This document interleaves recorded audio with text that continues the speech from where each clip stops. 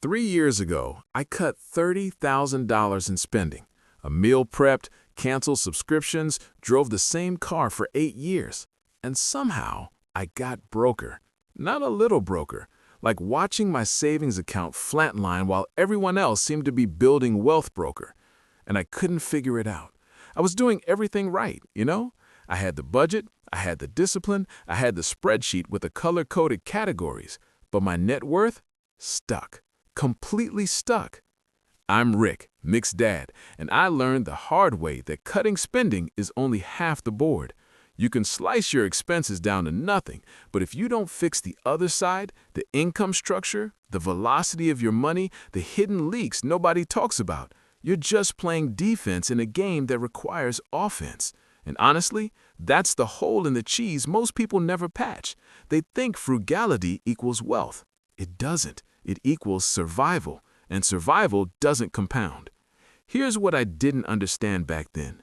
When you cut $30,000 in spending, you expect your life to change. You expect your bank account to grow, your stress to drop, your future to feel safer. But what actually happens is way more frustrating.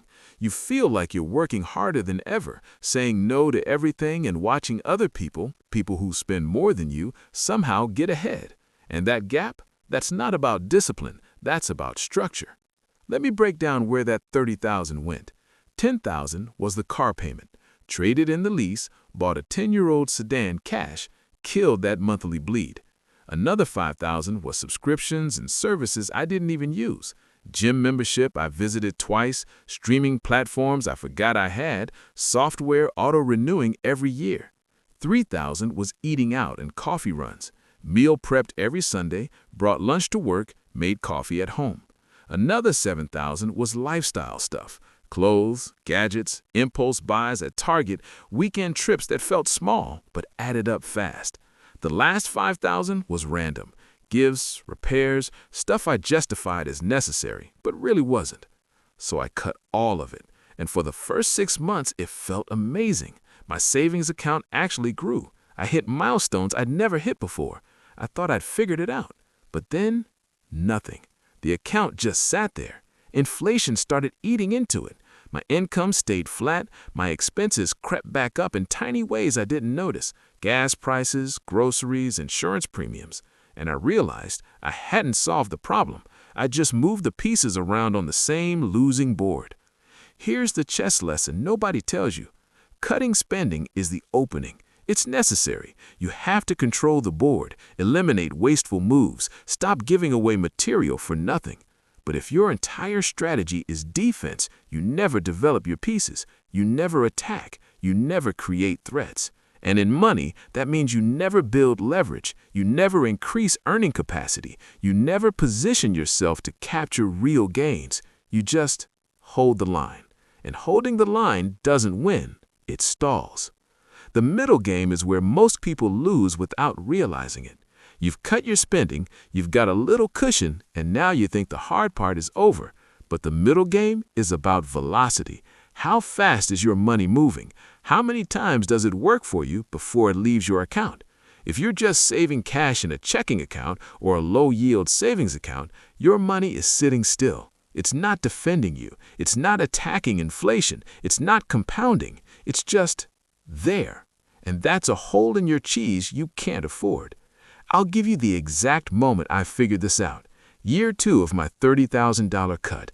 I'm sitting at my kitchen table looking at my net worth tracker. Savings rate, 40%. Net worth growth, 3%. 3. After 2 years of intense discipline, I'd grown my wealth by less than inflation. And I felt this wave of frustration, like, what's the point? I'm doing everything the gurus say. I'm living below my means, I'm tracking every dollar, and I'm still losing ground. That's when I realized the issue wasn't spending, it was income architecture. I had a W-2 job with no upside, no equity, no leverage. Every dollar I earned hit my account, got taxed, and sat there waiting for me to spend it or save it.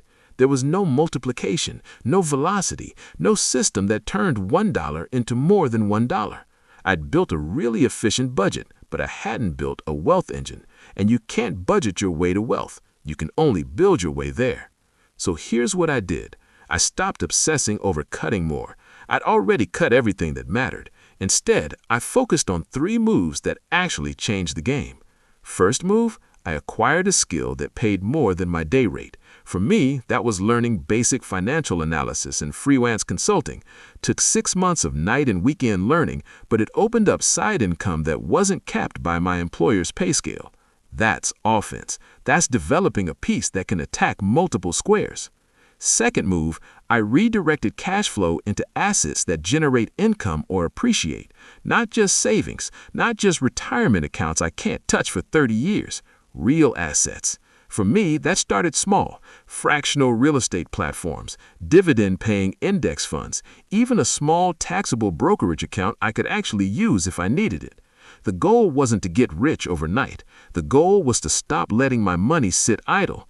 Every dollar that compounds at 7% is working harder than a dollar sitting in a checking account at 0.5%. That's velocity. The third move is I built a cutting board. That's my rule system, not a budget, a rule system. Budget says, spend this much on groceries. Rules say, never finance a car, never carry credit card debt, never skip a savings deposit, never buy something you can't explain in one sentence. Rules eliminate decision fatigue. They eliminate temptation. They eliminate the slow creep of lifestyle inflation that undo all your cuts. And honestly, that cutting board is the only reason I didn't slide back into old habits. Here's the part that still surprises me. After I made those 3 moves, my spending didn't go back up. It actually stayed low. But my income grew, my net worth grew, my stress dropped, and the gap between me and the people who seemed to be getting ahead, that started to close. Not because I worked some miracle strategy, because I stopped treating money like a game of pure defense. I started playing both sides of the board. Now let's talk about the thing nobody wants to admit. You can't save your way out of a low-income problem.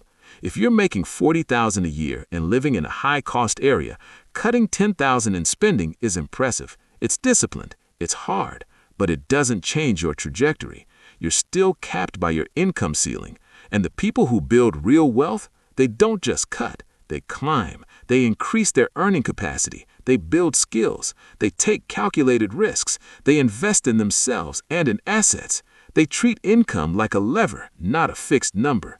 I know that sounds harsh. I know it feels easier to focus on spending because that's something you can control today. But here's the truth. Cutting spending buys you time. It gives you breathing room. It stops the bleeding. But it doesn't heal the wound. The wound is a system that doesn't generate enough income, doesn't multiply your dollars, and doesn't protect you from inflation. And if you don't fix that system, you'll cut and cut and cut until there's nothing left to cut, and you'll still feel broke. So what does the end game look like? It's not about being rich.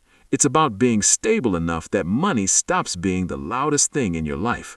You've got income that exceeds your needs. You've got assets that grow without you touching them. You've got rules that prevent backsliding. You've got margin, real margin. So when life throws a curveball, you're not scrambling. That's the end game. That's what all the cutting and building and discipline is actually for. And here's the thing. You don't need a 6-figure income to get there. You don't need perfect market timing. You don't need to be a genius. You need 3 things. A system that increases income over time, a structure that keeps spending disciplined without feeling punishing, and a rule set that eliminates slow leaks. That's it. Those 3 things will do more for your wealth than cutting another $5,000 in spending ever will. I'll tell you what I wish someone had told me 3 years ago. The $30,000 cut was necessary. It gave me control. It gave me data. It gave me proof that I could execute a plan. But it wasn't the solution. It was the foundation. The real work, the work that actually changed my trajectory, was building on top of that foundation. And if you're stuck in the same place I was, feeling like you're doing everything right but still not getting ahead, that's your signal. You've built the foundation. Now it's time to build the structure. You don't need motivation. You need a board, and you need to play both sides of it.